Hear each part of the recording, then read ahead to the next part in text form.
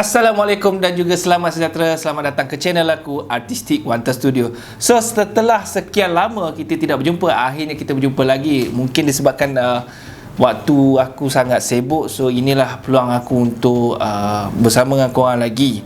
So, hari ni aku nak berceritakan tentang PS5 yang akan keluar pada holiday 2020, which is aku rasa semua orang tak sabar apakah yang akan ada pada PS5 ni. So, hari ni aku nak ceritakan korang, lidah aku dah terbelik. Aku nak cerita kat korang apakah kelebihan yang ada pada PS5 dan juga DualSense. So baru-baru ni pihak Sony ingin melancarkan mungkin produk mereka secara detailnya, konsol diorang macam mana pada 4 Jun 2020. Tapi kemudian dalam selang beberapa hari itu, 2-3 hari itu, pihak Sony mengatakan mereka terpaksa menangguhkan diorang punya pelancaran mungkin atas sebab-sebab yang berlaku di US. So aku buat video ni sebelum pelancaran yang pihak Sony baru saja keluarkan diorang punya kenyataan yang bahawa diorang akan melancarkan diorang punya PS5 pada 12 Jun 2020 tak silap aku, pukul 4 pagi waktu Malaysia. So benda tu memang aku tak sabar nak tengok, dan mungkin lepas ini aku akan bercerita lagi pasal tentang PS5 ni secara detailnya. So aku pasti korang pun tak sabar. So aku akan bagi tahu, dan sumber aku ambil ni pun kebanyakan dia daripada setengah website dan juga blog dan sebagainya. So tanpa membuang masa, let's check it out.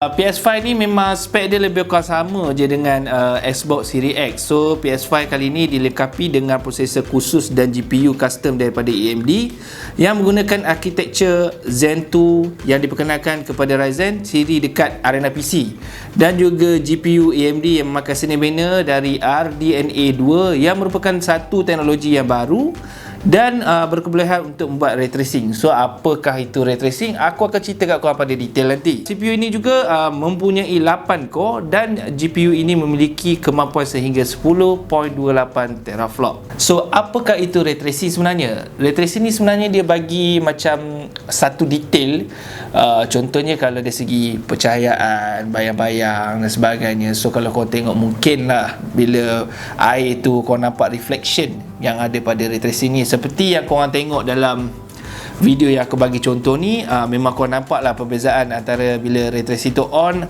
ataupun off. Sebab ray tracing ni dia merupakan teknik rendering yang meningkatkan visual grafik apabila cahaya berkomunikasi dan bergerak dalam persekitaran 3D menerusi objek. So kebiasaannya ray tracing ni memang ada di GPU Nvidia RTX pada komputer, tapi sebelum ni memang tak ada dekat konsol. So kali ni PS5 akan membawa satu perubahan lah. So memang ray tracing ni memang membawa manfaat kepada peminat-peminat game PS5 sebab dia menawarkan satu grafik yang lebih baik, terutama dari segi pencahayaan dan bayang-bayang. Lepas tu juga dia boleh meningkatkan juga audio. So PS5 juga dilengkapi dengan RAM 16GB RAM iaitu GDDR6. So memang laju. So kemudian juga PS5 juga boleh pergi output sehingga 8K dan juga boleh running sehingga 120 FPS. Cuma jangan terlalu yakin, jangan terlalu, bukan tak boleh cakap percayalah. Kalau mungkin dalam banyak-banyak game mungkin 1-2 je yang boleh pergi, sebab aku rasa untuk mencapai 120 FPS ni dengan 8K aku rasa terlalu berat sebenarnya. Cuma aku mengharapkan kalau boleh dapat sehingga 60 FPS pun dah cukup. Itu pun kalau 4K pun dah cukup, dah 60 FPS. So kali ini Sony juga akan menggunakan SSD, which is benda yang aku paling minat. Lepas ni memang PS5 dah tak ada loading screen dah, sebab target pihak Sony dia orang kata mungkin bacaan SSD adalah lebih kurang 0.27 saat. So memang jauh beza lah, mungkin antara 10 kali ganda ataupun 100 kali ganda kelajuan daripada SSD.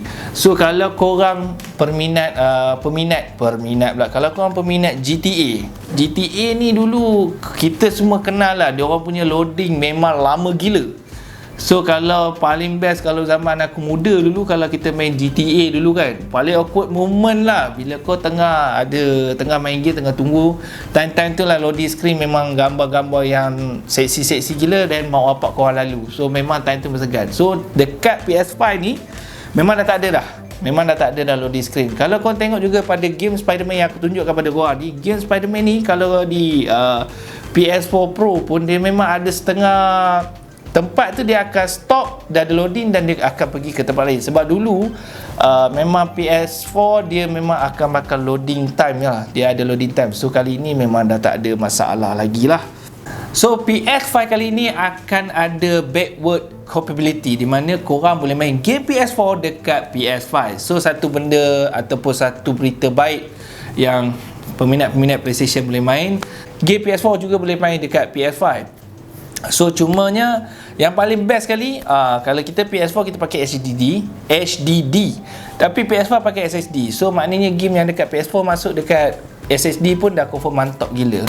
So pada pendapat aku, kalau aku memang aku nak tunggu PS5 lah. Pada peminat-peminat yang pada sound kenapa ke, PS5 akan ada 3D sound, di mana mereka akan cuba buatkan kita macam ada lah di dalam game tu. Kalau sebelum ni mungkin yang mana pakai Platinum headset, aku rasa ada mampu dengar 3D sound tu, tapi tak banyak game yang ada.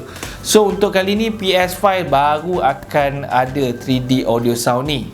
So itu dia tadi aku ceritakan pasal PS5, dan kali ini aku nak ceritakan tentang DualSense pula. So apakah beza DualSense dengan DualShock? Kalau daripada dulu lagi kita dengar pasal DualShock 3, DualShock 4. So dekat PS5 ni dah tak ada dah DualShock 5, tapi kali ini didatangkan dengan DualSense. Apakah DualSense sebenarnya? Aku bagi contoh sebenarnya ya. Aku bagi contoh ni controller joystick Xbox sebenarnya yang aku main dekat PC aku. So dia punya haptic feedback. So haptic feedback kali ni dah ada dekat DualSense sebenarnya. Kalau sebagai contoh aku bagi haptic feedback yang menarik dekat DualSense ni, kalau kau main game race kereta, aku bagi contoh game race kereta yang kalau kau main race di atas star, bermakna kau punya vibration akan rasa di atas star. Kalau di atas lumpur mungkin dia agak macam slutty sikit lah, dia mungkin bergerak dia tu kita rasa lah dia punya slow sikit berbanding atau yang sentiasa bergegar.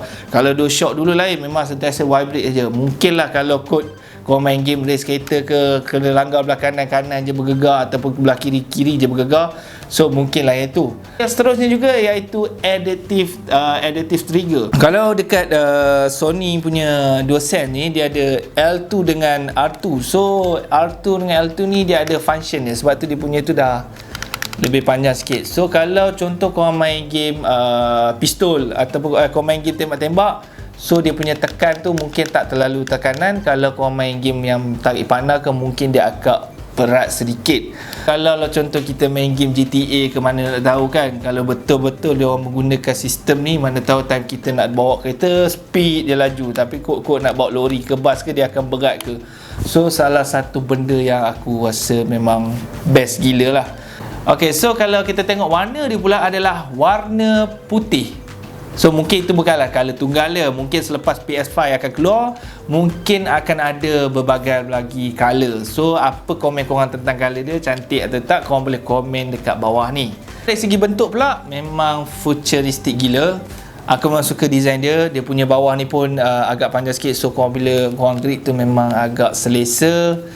Kalau kita nak main pun memang seronok lah. Dan seterusnya aku nak ceritakan tentang light bar. Okay. Kalau dulu light bar kita berada di bawah, light bar ni kadang-kadang dia mewakili kita punya, kalau kita main, macam aku main dengan adik-adik aku 4 orang. So dia ada warna merah, biru, ada warna kuning, tak silap aku warna satu lagi warna hijau, tak silap aku tak ingat.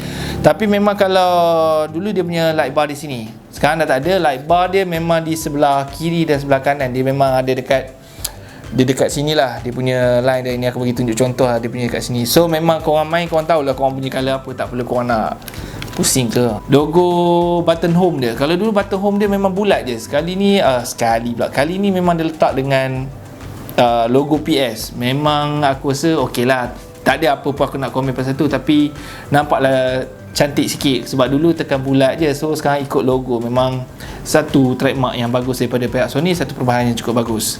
Dari segi bateri pula, memang pihak Sony tidak menyatakan bahawa diorang ada penambahan dari segi kekuatan bateri, tetapi pihak Sony ada mengatakan bahawa diorang still maintain untuk tahan lama. Okey, dari segi berat pula, memang pihak Sony dia mengatakan bahawa diorang akan cuba sedaya upaya untuk meringankan lagi DualSense ni berbanding DualShock ni. Walaupun berbagai-bagai feature yang ada masuk dalam DualSense ni, so mungkinlah pihak Sony akan cuba kurangkan berat ataupun sama je macam DualShock sebelum ni. So DualSense ni kali ni memang pihak Sony telah memakbulkan semua permintaan para gamers PS5 sebab diorang akan letakkan built-in microphone di mana korang boleh berkomunikasi dengan rakan korang ketika korang tengah main game. Kalau sebelum ni memang tak ada, so kali ini pihak Sony telah pun memberi satu built-in microphone di dalam DualSense ni. Tetapi pihak Sony juga menasihatkan supaya kita menggunakan external mic lah. Akhir sekali aku akan ceritakan tentang button baru, iaitu button create. Kalau sebelum ni kita ada button share, so pihak Sony telah menukarkan button create. So aku pun tak dapat apa-apa info. Mungkin kita kena menunggu pelancaran PS5 yang akan ada pada Jun 12 nanti. So itulah dia guys, maklumat yang aku dapat daripada beberapa website tentang PS5. So untuk secara detail je mungkin kita kena tunggu pada Jun 12 2020 pada pukul 4 pagi waktu Malaysia ya.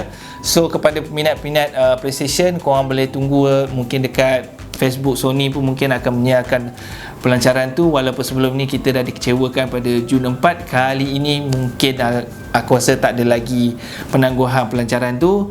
So kita akan tahu detail apakah itu button create, apa lagi kelebihan yang ada pada PS5, apakah lagi game yang akan ada terlibat dengan PS5 ni. So aku harap korang semua dalam keadaan yang sihat, steady, sebab kita pun dah masuk ke fasa PKPP.